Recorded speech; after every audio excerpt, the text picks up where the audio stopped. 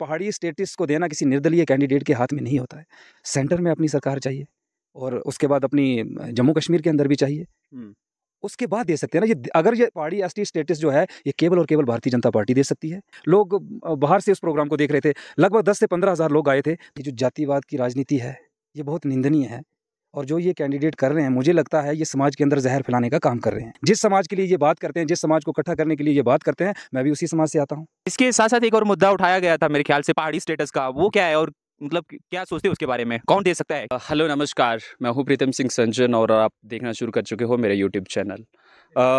आज का वीडियो हमारा होने वाला है जो हमारे यहाँ पे जम्मू एंड कश्मीर में असेंबली की इलेक्शन चल रही है उसको लेके, और मेरे साथ यहाँ पे जुड़ चुके हैं भारतीय जनता युवा मोर्चा बनी मंडल के अध्यक्ष विनोद सर, और साथ ही में विधानसभा बनी के ये इंचार्ज भी हैं।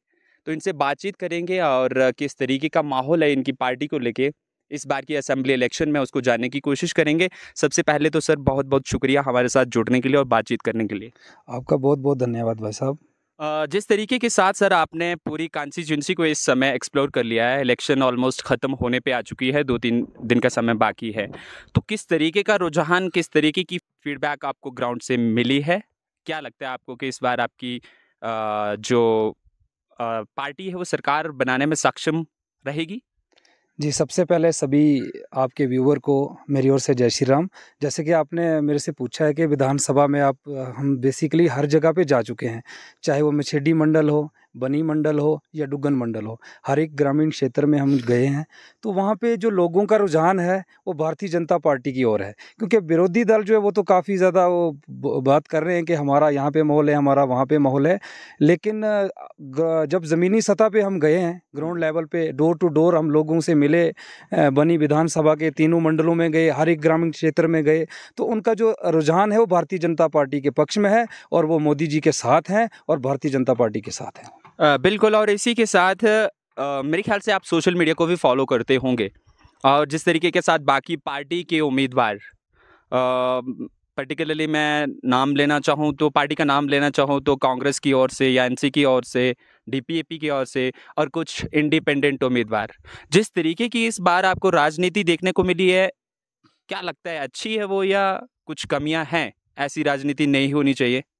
देखिए, अपोजिशन के पास कोई मुद्दा नहीं है इलेक्शन के लिए, उनके पास कोई मुद्दा नहीं है तो वो अफवाहें तो ज़रूर फैलाएंगे ना लोगों में। तो ये अफवाहें जो हैं ये जहर फैला करके ये लोगों के बीच में जो राजनीति कर रहे हैं, मुझे लगता है कि इनको 8 तारीख को जो है वो जनता ने जवाब देना है। जनता ने भारतीय जनता पार्टी के पक्ष में अपना जब वोट करना है तो इनको नेचुरली जवाब मिल जाएगा कि किस तरह के उन्होंने राजनीति करनी चाहिए थी और किस तरीके से की जाती है। और जिस तरीके के साथ एक जातिवाद का एक कार्ड खेला गया था इंडिपेंडेंट उम्मीदवार द्वारा, कितना इम्पैक्ट पड़ा उस जातिवाद के कार्ड से यहाँ की जनता पे, और कितना वो आपको नुकसान पहुंचा सकता है, और कितना उसका जो बोलते हैं ना कि इससे कुछ नुकसान पड़ रहा है तो उससे कुछ उभर के हम बाहर आ रहे हैं, तो क्या क्या कहना चाहोगे उसके बारे में? देखिए, ये जो जातिवाद की राजनीति है ये बहुत निंदनीय है और जो ये कैंडिडेट कर रहे हैं मुझे लगता है ये समाज के अंदर जहर फैलाने का काम कर रहे हैं।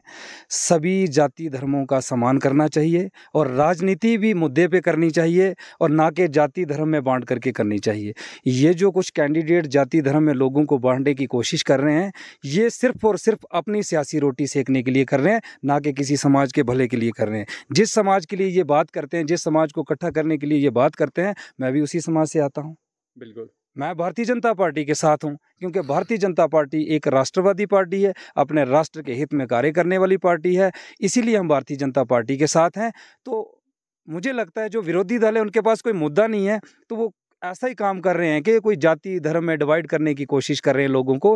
बेसिकली उनके पास और कोई मुद्दा नहीं है सिलेक्शन नहीं, इसके साथ साथ एक और मुद्दा उठाया गया था मेरे ख्याल से पहाड़ी स्टेटस का, वो क्या है और मतलब क्या सोचते हैं उसके बारे में, कौन दे सकता है? देखिए भाई साहब, आप सब जानते हैं, आप सब पढ़े लिखे हैं कि पहाड़ी स्टेटस को देना किसी निर्दलीय कैंडिडेट के हाथ में नहीं होता है।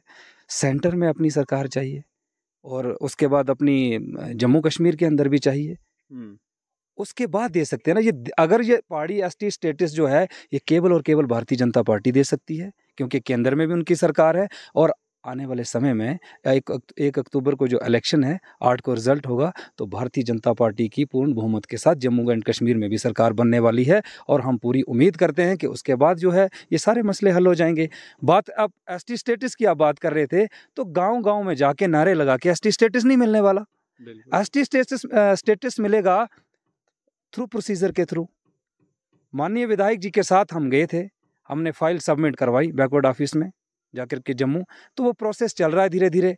अब आने वाले समय में वो पूरा हो जाएगा काम।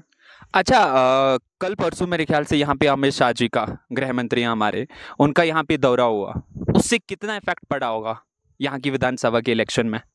देखिए, आप खुद ही उसको कवर करने के लिए गए थे, उस बैठक को, विशाल बैठक। मुझे लगता बनी के इतिहास में पहली बार ये देखने को मिला, इतना बड़ा जनसैलाब। इतने लोग आए थे कि वो जो स्टेडियम है ना हमारा, वो कम पड़ रहा था। लोग बाहर से उस प्रोग्राम को देख रहे थे। लगभग 10 से 15 हज़ार लोग आए थे, तो उस स्टेडियम में उतने लोग नहीं आ पा रहे थे। उसके बाद का जो माहौल है वो बिल्कुल चेंज हो रहा है और भारतीय जनता पार्टी के प्रति लोगों के अंदर जो भरोसा है वो बिल्कुल कायम हो रहा है। बिल्कुल। और इसके बाद अगर बात करें तो मेरे ख्याल से 3 दिन बाकी हैं अभी इलेक्शन को, पोलिंग होने को, तो अभी कोई और प्लानिंग है, किसी और बड़े नेता को उतारने की उम्मीद है? उतारना पड़ेगा या काम हो चुका है? देखिए भाई साहब, मुझे लगता है कि आप ये बताइए कि गृह मंत्री से बड़ा नेता कौन हो सकता है? जी, वो तो बात सही है। तो गृह मंत्री बनी के इतिहास में पहली मर्तबा बनी के बीच में आए। हम लोगों का सौभाग्य है कि वो हमारे बीच में आए हैं और उन्होंने ऐसी ऐसी बातें की। आपने सुना होगा जो उनका भाषण था, उसमें तो बनी के लिए हर किस्म से बेनिफिट्स ही है ना। आज के युवा को अगर जातिवाद के नाम पे भड़काया जाए और जिस तरीके के साथ हमारे बनी में युवाओं के साथ ये हो रहा है, कुछ लोग बोलते हैं कि युवा ऐसे हैं, या कुछ ऐसे लोग भी हैं कहते हैं कि जो पढ़े लिखे हैं वो उधर हैं, जो अनपढ़ हैं वो उधर हैं। इस तरीके के साथ युवाओं के माइंडसेट के साथ खेला जा रहा है, क्या कहना चाहोगे उसके बारे में? देखिए, सबसे पहले मैं बात करूं तो जितना बनी का युवा है, लगभग 70-80% भारतीय जनता पार्टी के पक्ष में है। ये मैं इसलिए कह रहा हूं कि भारतीय जनता पार्टी जो है वो राष्ट्रवादी पार्टी है। कोई भी युवा कभी नहीं चाहेगा कि हम किसी अपने राष्ट्र के विरोध में जाएं या कहीं और किसी और दिशा में जाएं। तो भारतीय जनता पार्टी के सहयोग में पूरा युवा जो बनी का है, कल आपने विशाल रैली में देखा था। मुझे लगता है कि लगभग 40 से 50% युवा उस कार्यकर्ता जो थे, जो युवा लोग थे, वो उस बैठक में आए थे, उस विशाल सभा में आए थे। तो आप खुद ही अंदाज़ा लगा सकते हैं कि जो युवा है, बनी का यूथ है, वो भारतीय जनता पार्टी के पक्ष में है। विरोधी दल जितना मर्जी बात कर लें, वो ग्राउंड लेवल पे तो आप सबको दिख रहा है। और आने वाले 8 तारीख को जब रिजल्ट आएंगे सामने, तो सब सामने होगा। और ये जो जाति धर्म की राजनीति कर रहे हैं, मैं अंत में ये भी एक बार फिर कहना चाहता हूँ, ये बिल्कुल भी अच्छा नहीं है। ये समाज को तोड़ने की बात बिल्कुल भी सही नहीं कर रहे हैं। इस समाज को तोड़ने की बिल्कुल बात नहीं करनी चाहिए। मुद्दे पर इलेक्शन लड़नी चाहिए और मुद्दे की बात करनी चाहिए, ना कि जाति धर्म में डिवाइड करना चाहिए एक दूसरे। धन्यवाद बहुत। तो ये थी हमारी बातचीत आज बनी भारतीय जनता पार्टी के युवा मोर्चा के प्रेसिडेंट विनोद सर के साथ। तो अगर आपको ये वीडियो पसंद आई हो तो वीडियो को लाइक करना, शेयर करना और कमेंट करके अपनी राय ज़रूर बताना। So thank you so much for watching this channel.